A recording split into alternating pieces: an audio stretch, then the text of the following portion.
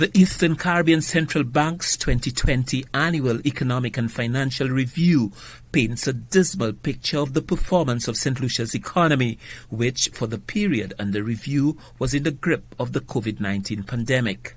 At the center of the sharp economic slide is the massive downturn in tourism revenue, which had a knock-on effect on many of the other sectors of the economy, resulting in a 23.8% fall in the gross domestic product. Accountant and partner at Grant Thornton, Richard Peterkin, says the EECB's report largely confirms what was expected of the economy for 2020. To some extent, it's not surprising if we are the biggest economy, the largest population, and the biggest tourist sector and a dependence on tourism, more so than, say, I remember one of the islands, St. Vincent. St. Vincent's economic retraction in the economy was a lot lower than ours, but they don't depend on tourism to the extent that we do. So you have to compare our numbers more with people like Anguilla and Barbados, although they're not in the EECB area, to really and truly see whether our contraction in tourist numbers was unique or whether it was a trend across the region. Though all the countries of the Eastern Caribbean Currency Union experienced economic decline, Saint Lucia was by far the worst performer. Its heavy reliance on tourism and its relatively high debt burden made the impact of the COVID-19 pandemic greater. Richard Peterkin says the report makes difficult reading. When you look through it, you realize that unfortunately Saint Lucia heads the bad news in many areas.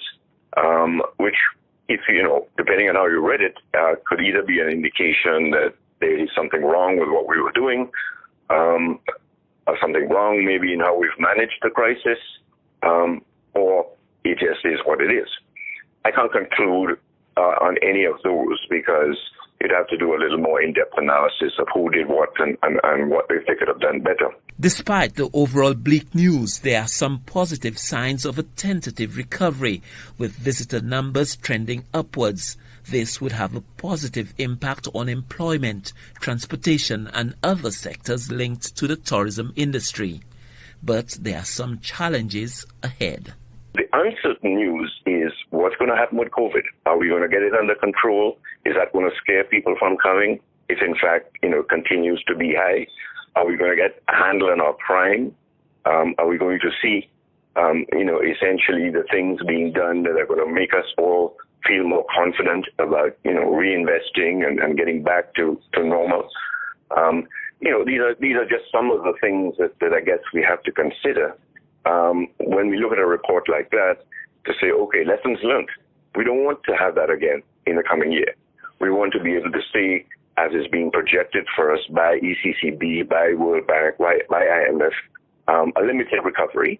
All of the countries of the region under review by the EECB registered declines in their gross domestic product, an average of 14% for the region, with St. Vincent and the Grenadines least impacted at 2.7% drop, St. Kitts Nevis down 10.7%, Montserrat 8.5% slide downwards, Grenada sliding 11.7%, Dominica a 17.1% decline, Antigua and Barbuda 16% down, with Saint Lucia registering the greatest drop of 23.8%. The EECB is projecting a return to growth in 2021, pointing to major public sector infrastructural projects and increased visitor arrivals. But the projection is premised largely on the control of the COVID-19 disease in Saint Lucia and its trading partners. Saint Lucian for the HTS News Force.